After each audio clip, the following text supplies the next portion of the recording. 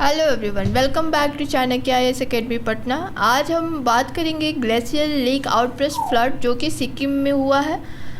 अचानक से रेनफॉल ज़्यादा होने के कारण वहाँ पे फ्लड की स्थिति बनी है, जो कि आपके मेंस के पेपर जो फ्लड वाला पोर्शन है वो बिहार फ्लड, नेशनल फ्लड और इंटरनेशनल न्यूज़ से रिलेटेड अगर कोई फ्लड हो रही है तो उसके कंटेक्स्ट में आपसे क्वेश्चन पूछे जा सकते हैं।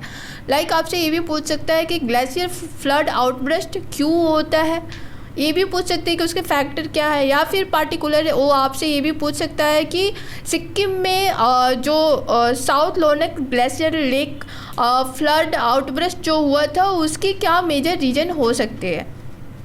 सो आज हम लोग इस कंटेक्स्ट को देखने की कोशिश करेंगे जो कि आपके मेंस के पोर्शन से रिलेटेड है। सो पहले हम लोग कंटेक्स्ट देखते हैं। Recently the flash flood occurs in Sikkim after South Lonak Lake, a glacier lake located in northwest region of the state, burst due to inclement rains. South Lhonak lake क्या है? एक ग्लेशियर लेक है जो कि कहाँ पाया जाता है? तो सिक्किम के नॉर्थ वेस्ट रीजन में पाया जाता है। वहाँ पे फ्लड क्यों आई है? तो रेन के इंक्रीजमेंट के कारण आई है। ठीक है, अब हम देखते हैं what is glacier lake outburst. When the boundary around unstable glacier lake breaks and huge amount of water rush down the side of the mountains, which could cause flooding in the downstream area. This is called glacier lake outburst flood. ठीक है, अब आप यहाँ देखो, ये क्या है? Current जो है वो लेक है। ठीक है, साउथ लोनक लेक आप मान लो एज ए एग्जाम्पल। ठीक है, ये क्या है? आपका ग्लेशियर सरफेस है। ये क्या है? आइस का थिकनेस है।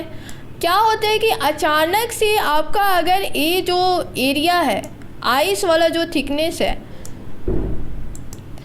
अब इसमें जो वाटर है ये क्या करता है? अचानक से क्या करता है? इसके अराउंड जो भी सराउंडिंग जो भी बाउंड्री है उसे क्या करता है? ब्रेक कर देता है और इसका अमाउंट क्या करता है? इधर इंक्रीज हो जाता है। ठीक है, तो जैसे ही ये वाटर इस एरिया को लेगा और आइस यहाँ का अनस्टेबल मोड में आ जाएगा, उससे क्या हो जाएगा? फ्लड आ जाएगी। मतलब कि एक कितना था?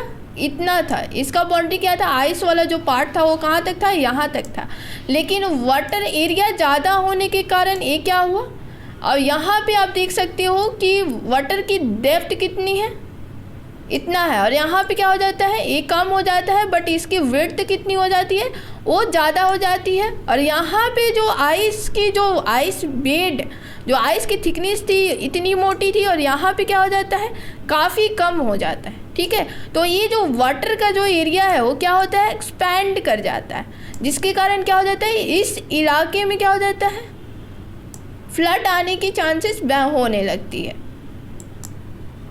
अब क्या ये होगा कि जब ये वाटर यहाँ आ जाएगा, माउंटेन एरिया में आ जाएगा, तो इट में भी ये क्या हो जाएगा?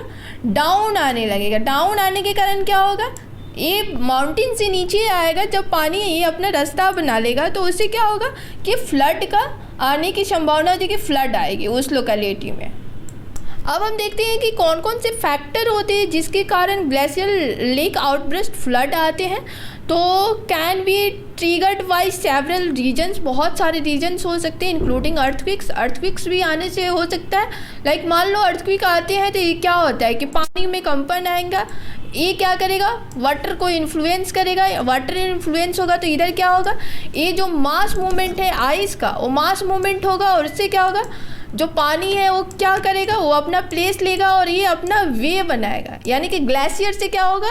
ग्लेशियर में मास मूवमेंट होगी और पानी क्या करेगा? माउंटेन से डाउन स्ट्रीम आएगी, और डाउन स्ट्रीम आएगी तो क्या होगा? फ्लड आएगा। एक्सट्रीमली हैवी रेंस होगा तो भी होगा, क्योंकि वहाँ पे क्या होगा? एक अमाउंट में क्या होगा? वाटर का लेवल जो होगा वो बढ़ जाएगा। या जो बढ़ेगा तो मास मूवमेंट तो ऑब्वियसली होना है, उसके कारण भी फ्लड आएगा। And ice advances. These lakes are also often found in steep mountains region, which means landslides or ice avalanches can sometimes fall directly into the lakes and displace the water, causing it to overtop the natural dam and flood down stream. अब हम लोग देखते हैं features of glacier lake outburst flood. They involve sudden release of water. अगर water का क्या होता है कि सडन रिलीज होती है, वो उसके कारण भी होता है। They tend to be rapid event भी इसमें हो सकती है, लास्टिंग आवर 2 डेज, कुछ घंटे से लेकर एक दिन के अंदर में भी इसमें वो चीज़ें फ्लड आने की चांसेस रहती है। The result in large downstream river discharge which often increase by an order of magnitude.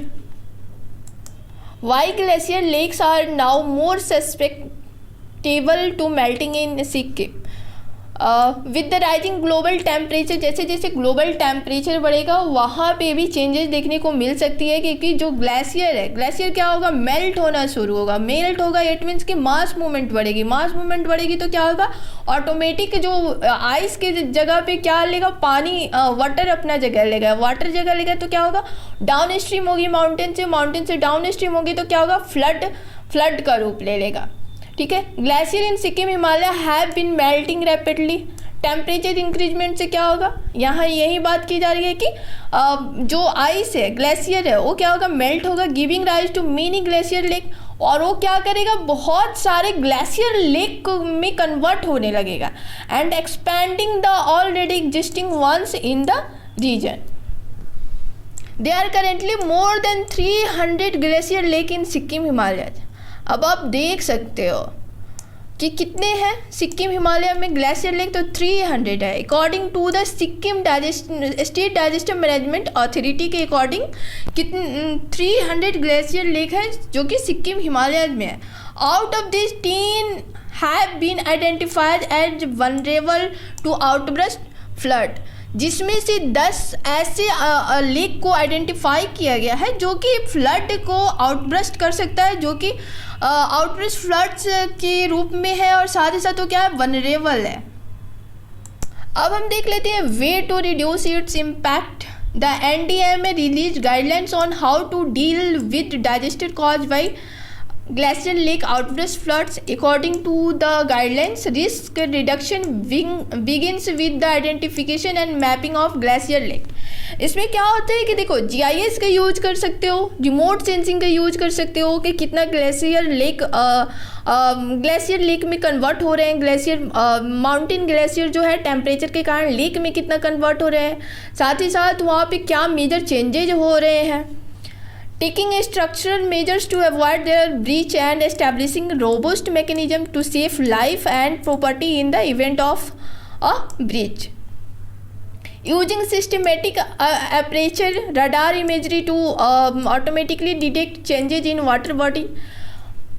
आप अपेचर रडार इमेज के थ्रू, जैसे कि मैंने बोला कि remote sensing is the most important thing on that particular area to know about the water body, कितने changes हो रहे हैं, कि कितना टाइम आप सिस्टमेटिक आप अनुमान लगा सकते हो कि कब वहाँ पे फ्लड आने वाला है।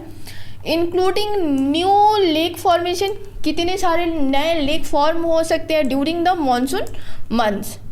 It also suggested that methods could be developed to permit remote monitoring of lake from space. To manage lakes structurally, the NDMA recommends decreasing the volume of water with methods like controlled breaching, pumping or siphoning out water and making a tunnel through the moraine barrier or under an ice dam. अब हम लोग south Lhonak lake के बारे में देख लेते हैं, उसकी लोकेशन के बारे में। ठीक है, South Lhonak lake is a glacier moraine dammed lake located in Sikkim far north western region. ठीक है, सिक्किम के नॉर्थ वेस्टर्न रीजन में पाया जाता है।